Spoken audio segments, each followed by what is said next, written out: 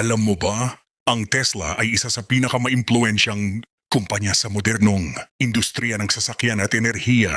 Itinatag ito noong 2003 nina Martin Eberhard at Mark Tarpenning sa Estados Unidos na may layuning patunayan na ang electric vehicles, EVs, ay maaaring maging mabilis, ligtas at kaakit-akit kumpara sa mga tradisyonal na sasakyang gumagamit ng gasolina. Noong 2004, sumali si Elon Musk bilang pangunahing investor at kalaunan ay naging mukha at leader ng kumpanya. Sa ilalim ng kanyang pamumuno, mas pinalakas ang bisyo ng Tesla na pabilisin ang paglipat ng mundo tungo sa sustainable energy.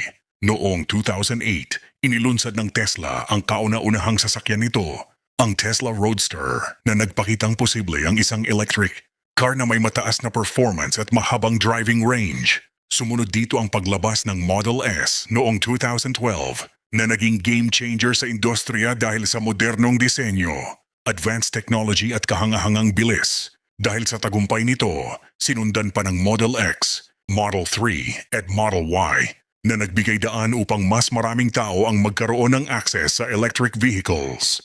Bukod sa mga sasakyan, pinalawak din ng Tesla ang operasyon nito sa renewable energy.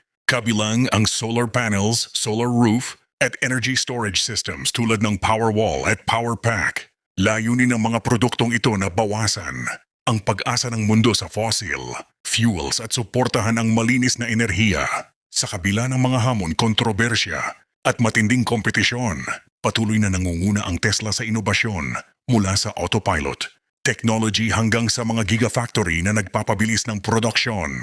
Hanggang ngayon, ang Tesla ay hindi lamang isang car company, kundi isang simbolo ng pagbabago, teknolohiya, at pag-asa para sa mas malinis at mas napapanatiling kinabukasan.